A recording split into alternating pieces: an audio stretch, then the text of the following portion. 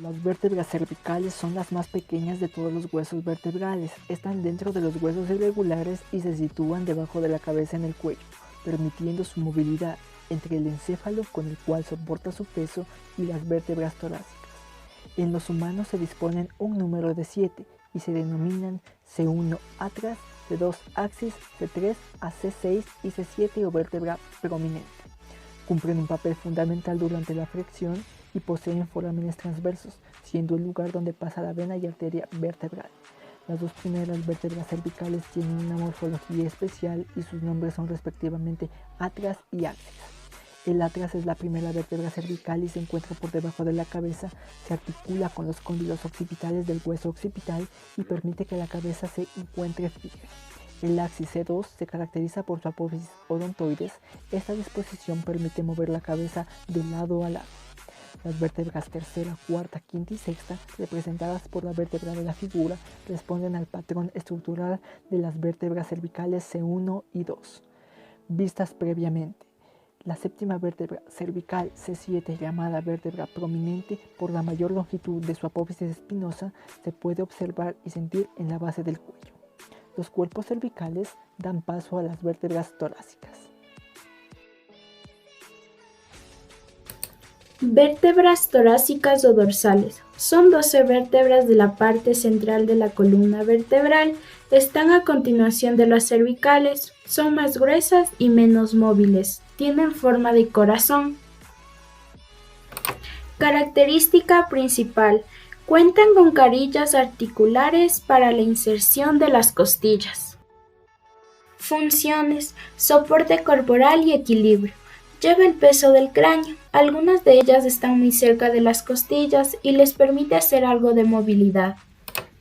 Estructura: cuenta con un cuerpo vertebral casi cilíndrico y presenta facetas articulares donde se apoyan las cabezas de las costillas. Agujero vertebral: es sensiblemente circular. Apófisis espinosa: más larga que las demás vértebras y tiene forma de pirámide triangular. Apófisis transversa: tiene una superficie articular para la tuberosidad de la costilla correspondiente. Las vértebras lumbares. Estas son 5 vértebras, las cuales se sitúan en la parte baja de la espalda. La última vértebra se une al sacro y la primera vértebra se une al conjunto torácico. Estas vértebras son más anchas, más fuertes que otros huesos de la columna vertebral, lo cual les permite soportar el peso ejercido sobre la espalda baja. A pesar de ello, a menudo se presentan lesiones en esta área. Estas vértebras se enumeran del 1 al 5, empezando desde la primera hacia abajo como L1, L2, L3, L4 y L5.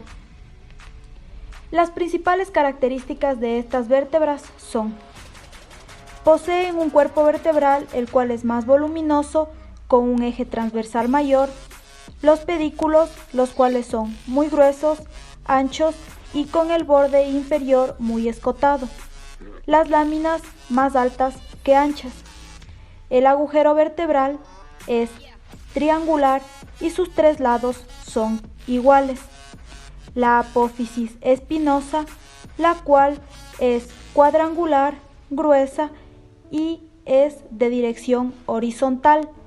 La apófisis transversa es alargada, afilada, tiene una apófisis accesoria que sirve para la inserción de los músculos erectores de la columna. La apófisis articular: las caras superiores se orientan hacia adentro y las inferiores muestran una superficie convexa. Vértebras sacras y coxígeas. Estas vértebras se sueldan y forman 2 huesos distintos, el sacro y el coxis.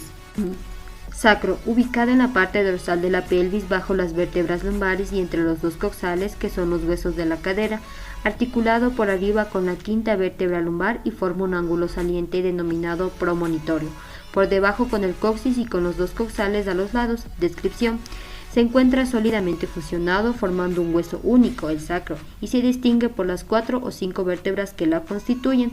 Tiene una forma triangular, su dirección es oblicua hacia atrás. Un dato curioso es que esta fusión de las vértebras se da a partir de los 16 y 18 años.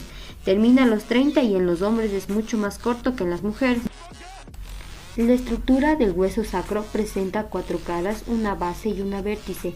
En la cara anterior o pélvica es cóncava y lisa, presenta 4 agujeros sacroanteriores hacia los lados de las crestas.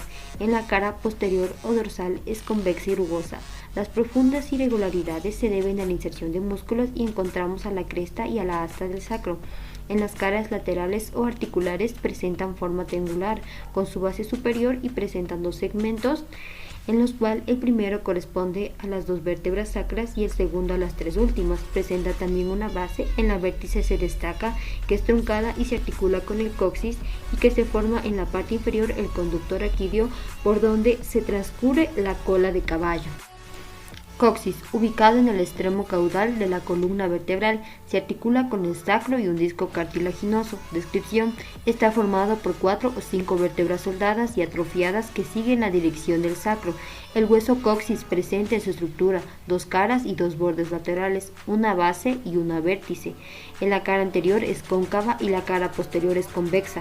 Las 2 caras presentan surcos transversales que son la señal de la unión de las vértebras del coxis. Los bordes laterales irregulares y son con varias rugosidades para inserciones musculares. Presenta también una base, en la cual está ubicado en la parte superior y se articula con la vértice del sacro mediante una carilla elíptica. También presentan una asta menor vertical y otra transversal.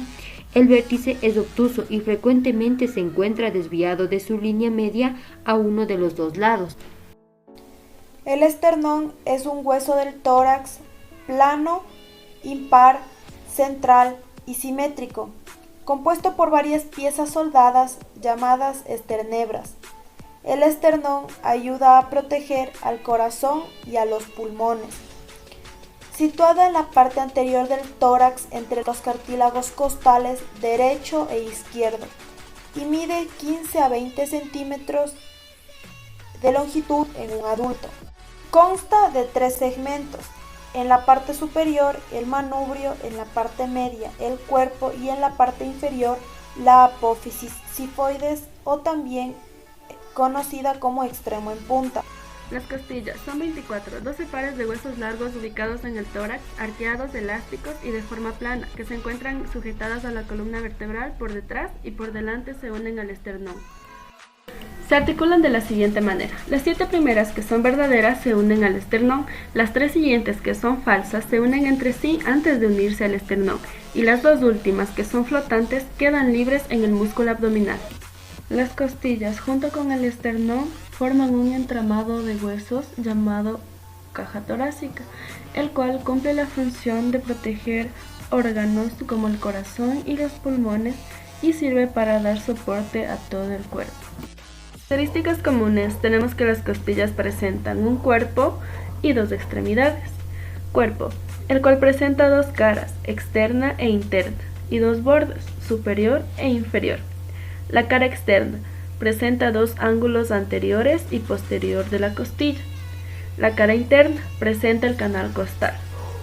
La extremidad anterior presenta una cavidad que recibe los cartílagos costales y la extremidad posterior está formada por la cabeza, la tuberosidad y el cuello.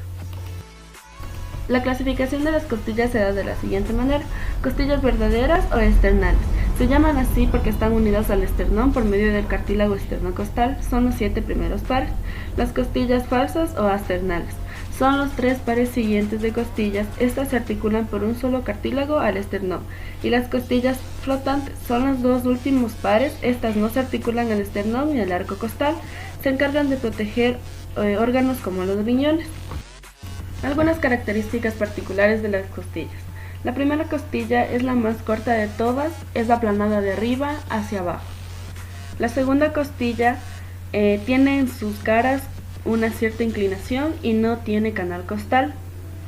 La 11ª y 12ª costilla presentan una sola faceta articular. La 12ª se distingue de la 11ª por carecer de canal costal.